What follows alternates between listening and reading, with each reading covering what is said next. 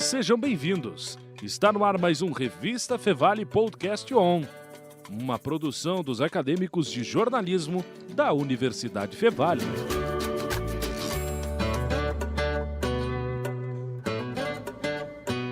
Olá, bem-vindos a todos que nos acompanham neste último episódio do ano de 2022 aqui do Podcast On. Muito prazer, eu sou o Vinícius Soares. E eu sou a Júlia Klein. E aqui, Júnior Rosário. Então, para esse último episódio do ano, vamos falar sobre um tema que é polêmico, mas que também é importante de se conversar e justamente tem toda a relação com o ambiente que nós estamos aqui, que é o rádio, a história do rádio no Brasil e principalmente os 100 anos do rádio ou não. Para isso, quem está aqui conosco em chamada de vídeo é o professor da URGS, Universidade Federal do Rio Grande do Sul, Luiz Arthur Ferrareto. Professor, obrigado por aceitar o nosso convite. Obrigado por ter recebido esse convite, por vocês terem me convidado para falar desse tema e para a gente poder esclarecer aí algumas das tantas confusões que existem em torno dessa data, né, desses 100 anos ou mais, né? Eu acho que são mais anos do que 100 do rádio, mas é uma coisa bem complicada de explicar. Vamos lá. E é um assunto que a gente está todos os dias aqui, né? A rádio, que antes aqui era o núcleo de rádio da Fevale, agora é o núcleo de mídias sonoras, justamente por essa evolução. Então, professor, poderia falar um pouquinho sobre esses 100 anos ou não? Por que 100 anos, por que não? Bom, primeiro assim, eu devo ser um dos culpados por estar se comemorando 100 anos aí, porque fui um dos tantos que atribuiu mais valor ao que aconteceu no dia 7 de setembro de 1922, no Rio de Janeiro, quando estava sendo inaugurada a exposição comemorativa ao centenário da Independência. Essa exposição, o que ela era? Era uma oportunidade comercial, uma oportunidade de empresas de fora do Brasil mostrarem a sua pujança para o Brasil e do Brasil mostrar a sua pujança para o exterior, né? Nesse dia, com anúncios feitos anteriormente, através dos jornais, né, divulgação, né, já existia serviço de relações públicas, assessoria de imprensa nas grandes empresas norte-americanas. Aconteceu nesse dia uma transmissão, e aí que começa a confusão. Aconteceu uma transmissão da fala inicial do presidente da República, né, do Epitácio Pessoa, na inauguração, e é um evento oficial, né, e a empresa que transmite é a Westinghouse. Uma outra empresa também vai fazer transmissões naquele momento, que é a Western, né? Só que a palavra rádio, naquele momento, não significava bem o que ela passou a significar. Rádio era sinônimo de sem fio, de wireless, né? Radiotelefonia, se diz nos jornais, que vai acontecer uma demonstração de radiotelefonia. E é preciso entender que, para ser rádio, como a gente vai entender posteriormente, né, uma transmissão precisa ter um ponto de partida, que é a estação emissora, né? E vários pontos de recepção. E esses vários pontos de recepção não falam com a estação transmissora, né? É uma coisa num sentido só, né? E na época se confundiu essas coisas, né? Se confundia a radiotelefonia com o rádio. A radiocomunicação, que é uma espécie de guarda-chuva em termos de expressão, mas identifica um pouco mais transmissões entre navios ou entre... por exemplo, uma empresa comercial e seus navios, né? Uma empresa de exportação e importação em Santos e seus navios. A Marinha Brasileira, um navio falando com outro, pelotões na guerra, né? O que acontece? Por que essas empresas estão fazendo essas demonstrações durante a exposição, né? Elas querem vender equipamento de radiocomunicação ou de radiotelefonia, né? Esses equipamentos, o cliente maior visado por elas é o governo brasileiro, tá? E de oficial só tem a organização do evento. A gente, em alguns momentos, se confundiu, os pesquisadores, né, se confundiram, dizendo que era a primeira demonstração oficial do rádio no Brasil, porque é num evento oficial, mas tem uma confusão aí, assim. É importante, assim, ainda para desqualificar aquilo tudo que aconteceu na exposição internacional, lá no dia 7 de setembro de 1922, que as instituições aí do setor de rádio querem e fizeram acontecer esse ano como se fosse o centenário do rádio, tá? É importante entender que antes dessa transmissão, dessa demonstração da Westinghouse, que se seguiu a demonstrações da Western Electric também durante a exposição, antes disso, tudo registrado pela imprensa da época, tá? Eu posso citar as datas, inclusive. Antes disso, tá? Por exemplo, em fevereiro e março de 1920, a Marinha Brasileira testa o mesmo tipo de equipamento que vai ser demonstrado em 22. Tá? E com voz já. Com voz. Com voz. Comunicação entre os barcos. Tá? Em 1º de abril de 1920, um senador da República, na Ilha das Cobras, numa instalação da Marinha Brasileira, em 1º de abril de 1920, portanto, 2 anos e pouco antes da exposição, um senador da República, técnicos da Marinha, técnicos da Marconi Company, uma empresa estrangeira que quer vender equipamento para quem? Para o governo brasileiro, para a Marinha Brasileira, né? Para o Correio Brasileiro. Né? Esse senador da República, ele fala por esse equipamento com o presidente da República, que é o mesmo Epitácio Pessoa, né? Que está no Palácio Presidencial em Petrópolis, no Palácio de Inverno, na época do presidente da República. Um conversa com o outro. Né? Ferrareto, o rádio no Rio Grande do Sul, onde ele inicia?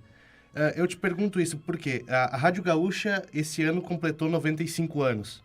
E tivemos várias fases do rádio no Rio Grande do Sul. Por exemplo, há 64 anos vivíamos um momento épico, que era a primeira vez de uma rádio do Rio Grande do Sul indo até a Suécia cobrir a Copa do Mundo, com Mendes Ribeiro e equipe pela Rádio Guaíba. Qual o melhor momento, a fase de ouro do rádio gaúcho? Bom, assim, primeiro, eu não gosto dessa expressão fase de ouro. Tá? Eu acho que todo ouvinte tem a sua fase de ouro. Tá? Em termos econômicos, assim, de achar que quando o rádio era o meio principal, né, muitos atribuem a fase de ouro seria ali anos 40 e 50. Né? Eu acho relativo, tá? Porque nessa fase de ouro por aí, por exemplo, eu posso desconstruir várias coisas. Né? Se eu pegar pelo viés econômico, tá, o rádio era o meio principal, era o que tinha mais faturamento, eram poucas emissoras. Tá? No Brasil, reinava a Rádio Nacional, do Rio de Janeiro. No Rio Grande do Sul, reinava a Rádio Farroupilha, que era a nossa equivalente da Rádio Nacional. Programação básica era entretenimento, de consumo fácil, né? Era radionovela, né? Lacrimejantes radionovelas, né? Machistas radionovelas. Né? Onde é que estavam os negros nessa programação da fase, entre aspas, de ouro? Onde é que estavam os LGBTQIA+? Bom, nem existia nessa sociedade. Meu Deus, não existe isso nessa sociedade. Porque o preconceito é muito grande. Os roteiros das radionovelas eram aquela coisa, né? A mulher que saía do caminho do bem, o caminho do bem era casar e ter filhos. Se ela tinha um caso fora do casamento, o cara podia ter caso à vontade. Mas às vezes ele era até punido, mas sempre tinha noção de punição. A mulher, por exemplo, que ficava grávida fora do casamento, virava freira. Esse é o roteiro da novela O Direito de Nascer, que fez enorme sucesso no centro do país e depois foi montada várias vezes aqui na Rádio Farroupilha. Então, acho que a gente tem que fazer ponderações. Do ponto de vista econômico, talvez tenha sido a fase de ouro, tá? Anos 40 e 50. Do ponto de vista social, talvez a fase de ouro, para a gente usar essa expressão, tenha começado no momento que o jornalismo começa a se libertar das imposições, e vira um segmento, começa a se libertar das imposições da ditadura militar. E é um processo não totalmente completado até hoje, porque nos últimos 10 anos houve um retrocesso. Hoje a gente tem emissoras fazendo propaganda política e dizendo que estão fazendo jornalismo. E sempre teve aquela autocensura, aquele interesse do patrão e tal, né? O rádio talvez ainda não tenha nem se realizado como o grande meio que ele tem potencial de ser, ou como o Bertolt Brecht chegou a prever que seria, entende? Eu tenho um pouco de medo dessas expressões como era de ouro do rádio, entende? Eu acho que a era de ouro de rádio, talvez, para quem foi adolescente em 1958, era aquela ali da Guaíba transmitindo, talvez. Para quem foi adolescente nos anos 70, talvez tenha sido as primeiras rádios jovens. Para este que vos fala aqui, Sim. Talvez tenha sido chegar em Porto Alegre, do interior do estado, inocente puro e besta, que nem na música do Raul Seixas, né? E descobrir as transmissões da Ipanema FM, quando o rock gaúcho começa a bombar e tal. Eu tenho um carinho muito grande por aquilo ali, ou por ouvir as transmissões no interior, ouvir as transmissões da Rádio Gaúcha no início do processo de abertura política, quando a gente começa a respirar depois daqueles momentos horrorosos da ditadura militar.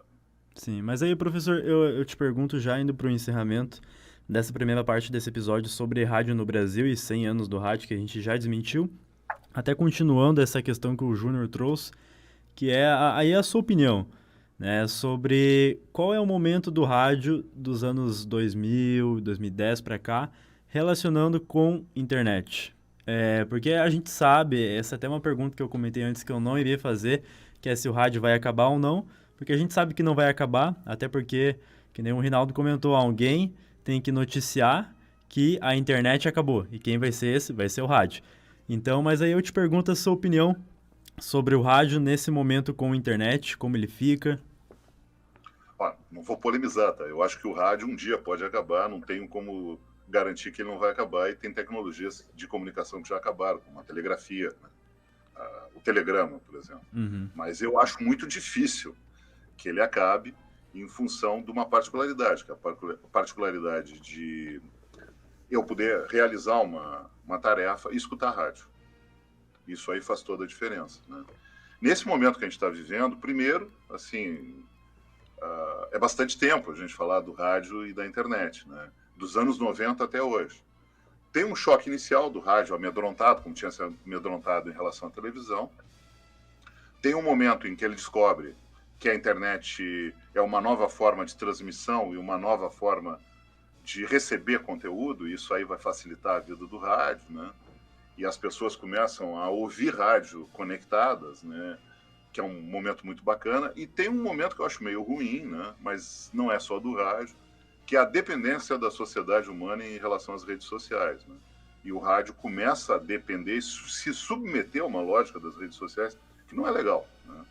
Talvez a minha geração tenha culpa nesse processo, porque a gente, por ter vivido, ter crescido dentro de uma ditadura, a gente tinha aquela ideia de precisa dar espaço para o ouvinte falar, né? O rádio, desde o início, sempre deu espaço para o ouvinte, né? O primeiro programa organizado do rádio, ele era para ter na segunda parte música de concerto, música erudita. Os ouvintes ligaram para a Rádio Philips, no Rio de Janeiro, e disseram, isso aí tá chato, tira, isso aí não é legal, enfim. Já existia essa interação, ouvinte e aí o rádio. Ademar Cazé, que era o cara que estava fazendo o programa, botou só música popular no programa Cazé. Isso é 1932, né? Nos anos 70 é comum aquela história, o cara liga, tinha muito medo da censura, da rádio ser tirada do ar, porque daqui a pouco ligava um ouvinte fazer uma crítica aos generais que mandavam no país, ou alguma coisa que podia ser considerada atentatória para a moral e os bons costumes, toda essa bobajada, entende? Mas eu acho que a gente exagerou na participação do ouvinte, entende? E ao mesmo tempo começou a se reduzir equipes e substituir a opinião qualificada pela opinião do senso comum. Explico. Nos anos 80, quando eu fui repórter, por exemplo, na Rádio Gaúcha, nos anos 90, quando eu fui gestor na Rádio Bandeirantes, aqui de Porto Alegre, a gente, em algumas situações, tinha 2 ou 3 produtores, os caras que marcam as entrevistas, que pensam os programas, junto com os apresentadores, por programa. Hoje a gente tem 2 ou 3 programas por produtor. Tá? E fora isso, tem toda a parte de produção de conteúdo para as redes, que um repórter tem que fazer, que o pessoal que está dentro da rádio tem que fazer. E a lógica das redes, que é uma lógica de gosto, tá? Eu gosto de ouvir tal informação, eu gosto de tal opinião. Tá? Isso aí está no algoritmo. Eu simpatizo com determinadas coisas. Essa lógica não é a lógica do jornalismo. O jornalismo não é o que as pessoas gostam de ouvir, é o que elas precisam ouvir. Radiojornalismo é isso. Então, eu vejo assim, a gente foi com fome ao pote nessa história de dar espaço para o ouvinte e nós nos perdemos. E isso tem que ser repensado agora, principalmente porque aparentemente a gente vai vai viver um momento de reconstrução da democracia. E essa reconstrução da democracia não tem relação com a derrota de um candidato, com a vitória de outro candidato. Isso é uma parte do processo. A desconstrução da democracia no Brasil tem mais de 20 anos. E nesse pacote tem culpa de muitas pessoas. As instituições sociais brasileiras, elas estão muito fragilizadas. Algumas dessas instituições se deixaram fragilizar. O rádio é uma instituição social, ele também se fragilizou nesse processo. O jornalismo, que é uma instituição social, também se fragilizou. E a gente tem o fenômeno da desinformação. Lutar contra a desinformação é muito complicado. Então, me parece que a gente precisa viver um momento de readequação, de reequilíbrio, para que o rádio ele possa chegar a um ponto de dizer, olha, a nossa fase de ouro, nossa era de ouro, é uma fase em que se respeita o ouvinte, mas se respeita o ouvinte não pelo que ele acha ou porque ele deixa de achar, mas pelo que ele precisa receber de informação correta. Né? É por aí que eu acho que a gente deve ir, e tem que se ouvir todas as vozes. É óbvio que ao se ouvir todas as vozes, a gente não vai discutir Holocausto durante o regime nazista, colocando um nazista na mesa. Né? Isso seria inadmissível. Mas a gente tem que ouvir trabalhadores e empregados, políticos de tal lado e políticos de tal lado. E a gente tem que fazer o nosso papel como jornalistas, que é não só mediar a informação, dizer, olha, isso passa ou isso não passa, para quem eu transfiro essa informação, enfim. Eu tenho que dizer qual é a informação que é importante para as pessoas. Isso é perigoso, mas isso é necessário. Essa é a nossa função. Isso tem que ser feito com ética e técnica. Que legal. E aí fica, então, para finalizar, esse episódio sobre a história do rádio no Brasil e não mais 100 anos do rádio, que é justamente essa diferença que tu trouxe, né, professor, do trabalho jornalístico, ético e correto, que pode utilizar o rádio, mas que o rádio ele não é o jornalismo em si. A pessoa, o locutor, pode ser radialista, mas não necessariamente pode ser um jornalista. Ele pode ser até alguém que traz ali a polêmica ou o entretenimento. Enfim, pode ter outros destinos, não é, professor? E o rádio é muito mais que jornalismo, né? As pessoas às vezes não entendem isso. Como o jornalismo no rádio é muito mais do que a reportagem ou do que a notícia, né? O problema é que as pessoas, eu acho que é muito perigoso no caso do rádio, a gente começou a apostar muito na figura do âncora. Sim. E o âncora, ele dá a notícia, que seria o jornalismo informativo ou interpretativo, e ele dá a opinião. E às vezes o público não sabe separar uma coisa da outra.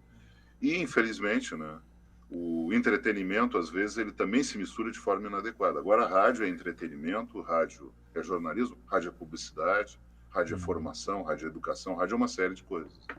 Exatamente. E, professor, então, agora te agradeço pela participação, por aceitar o nosso convite novamente para vir falar um pouco sobre rádio no Brasil. Suas considerações.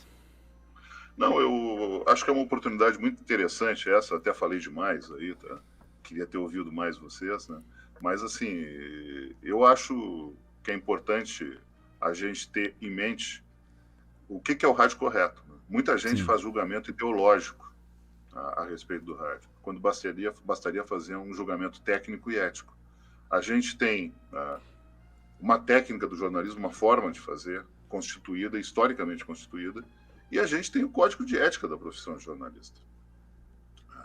E a gente tem visto também, tem ouvido muito aí nos últimos anos, à medida em que começou a subir o tom das pessoas nas redes sociais, isso transferiu para o rádio, né? A gente começou a ver uma coisa que é muito ruim para o jornalismo. Não se faz jornalismo com adjetivos. Se faz jornalismo com verbos, se faz jornalismo com substantivos. Tem muita gente hoje fazendo jornalismo, querendo fazer, dizendo que está fazendo jornalismo com adjetivos. Quando a gente faz comunicação muito adjetivada, muito com subida de tom na hora de falar e tal, muito com piadinha, muito com gracinha, muito com ofensa, né? A gente não cumpre a função social do jornalista e não vai-se ao encontro do que é uma outorga de rádio. Eu tenho muita preocupação com o uso das outorgas no Brasil. Não sou daqueles que defendem que deveria ter um controle da mídia e tudo mais. Eu Sim. gostaria que esse controle fosse feito pela sociedade e fosse feito um autocontrole, inclusive, uma autorregulação pelas empresas. Eu acho muito difícil, num país onde as instituições sociais, os partidos políticos são o que são. Né? Vamos lembrar, né? O partido do candidato Bolsonaro era o partido do vice-presidente do candidato Lula lá atrás. E a ideologia onde que ficou nisso aí? Qual é a lógica disso? Isso é só um reflexo de instituições fracas, né?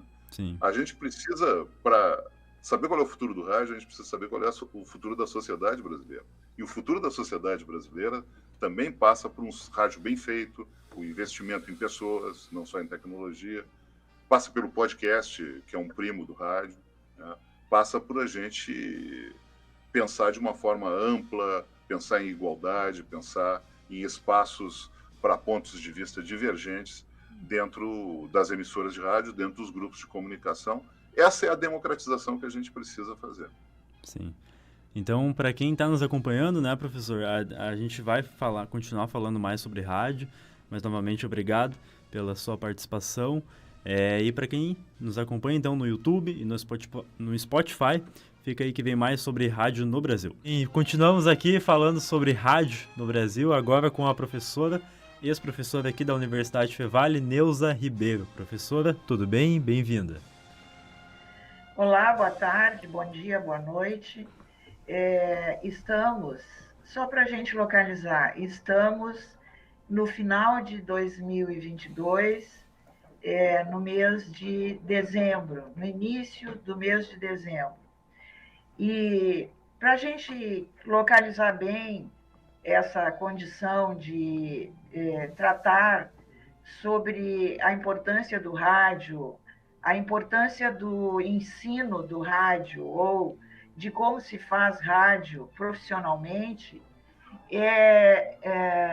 se deve primeiro ter essa localização no tempo, porque o rádio tem uma história praticamente milenar já, né? Sim. Desde o início do século XX, que ele tem um desempenho de constituição das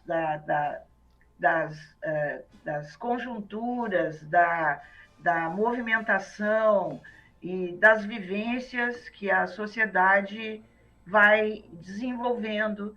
E o rádio, como um veículo de comunicação muito importante, que só trabalha com a audição, né? Só trabalha com o esquema do que é audível, do que é escutado pela população e por todas as pessoas, enfim, ele tem uma característica muito especial,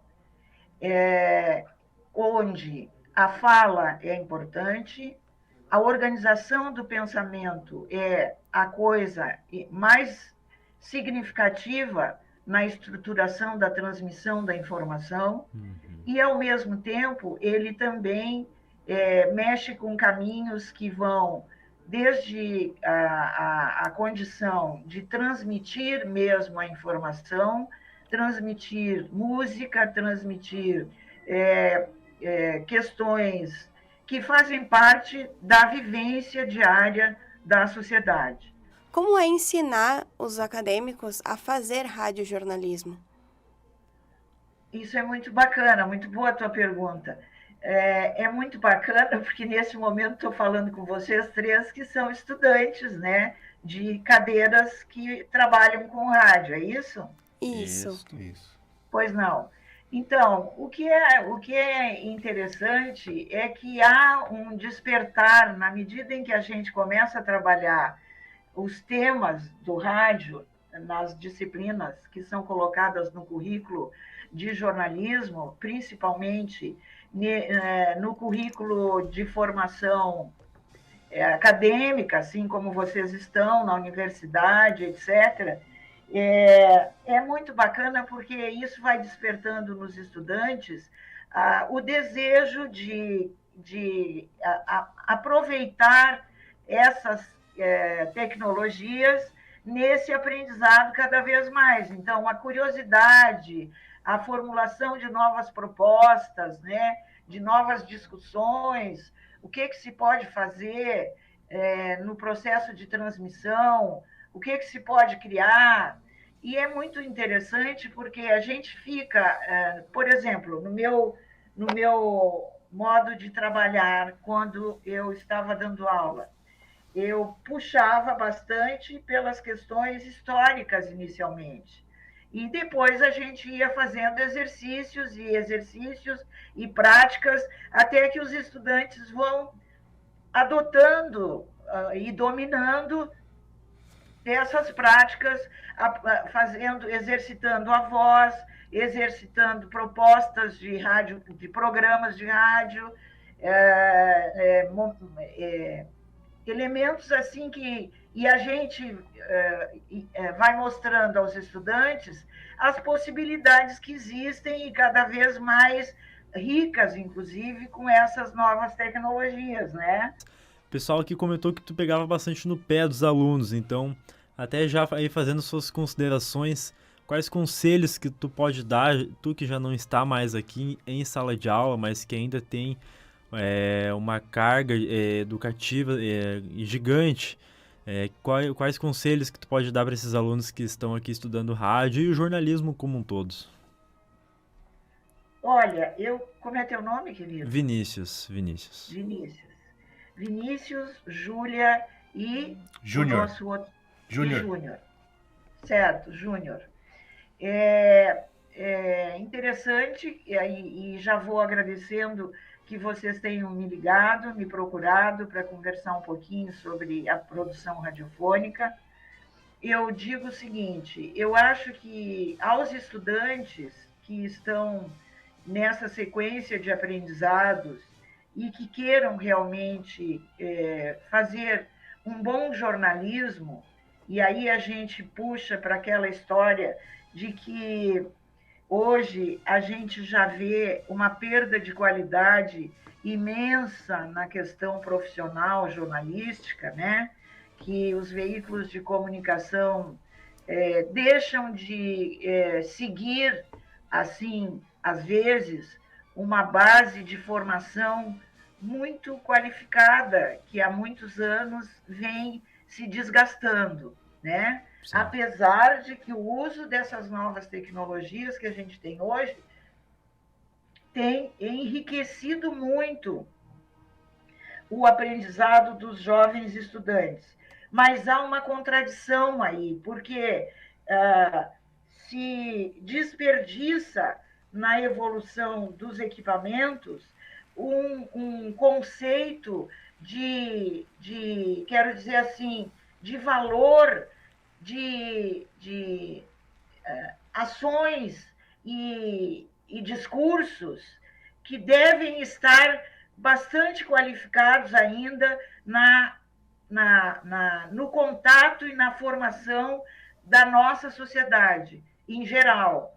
Aí vocês podem pensar o seguinte, quem estiver ouvindo pode pensar o seguinte, mas antigamente se fazia isso, hoje se faz assado e hoje é muito melhor. Olha, nem tanto ao santo, nem tanto ao diabo. Antigamente, ou há alguns anos atrás, a base estruturante é que foi dando a qualificação para se chegar nesses novos modelos e uso desses novos equipamentos. Então, todo o ensino que se constituiu em anos passados, hoje ele deve estar ainda revigorado, porque é uma base que vem dando estrutura para novos procedimentos e novos conhecimentos. Professor, então, obrigado pela participação. Mais alguma última consideração? Que todos sejam muito felizes nesse próximo ano, com a observação das coisas que devam se transformar na questão política, na questão social do nosso país. Que aproveitem bem as possibilidades de crescimento interior e de aprendizado cada vez maior para vocês estarem mais felizes com a escolha que vocês fizeram constituindo esse aprendizado de jornalismo. Obrigada a vocês, um grande abraço. Nós que agradecemos. Abraço, professora. Então, vamos aos créditos deste último episódio de 2022, que são os mesmos, né, já aí dessa equipe, já que a gente consegue até dar uma valorizada em quem fez parte da equipe do Podcast On, que é na técnica o Carlos Pereira, o Rinaldo Silveira, o Júnior que entrou depois e já foi importantíssimo aqui para a equipe também, e eu e a Júlia aqui também na apresentação e na produção dos episódios. Então, abraços. E agradecer também o nosso orientador, o professor Marcos Santuário, né, que está todos os dias aí com a gente. Professor Marcos. Sempre nos orientando, né, e nos ensinando bastante, né, Pegando aproveitando no que a gente está pé falando também. de jornalismo, né, de radiojornalismo, é quem nos ensina todos os dias o que a gente tem que melhorar, o que tá bom, o que tem que melhorar. Então, ficamos por aí, né, e até ano que vem. Abraços e até a próxima. Até a próxima. Até a próxima.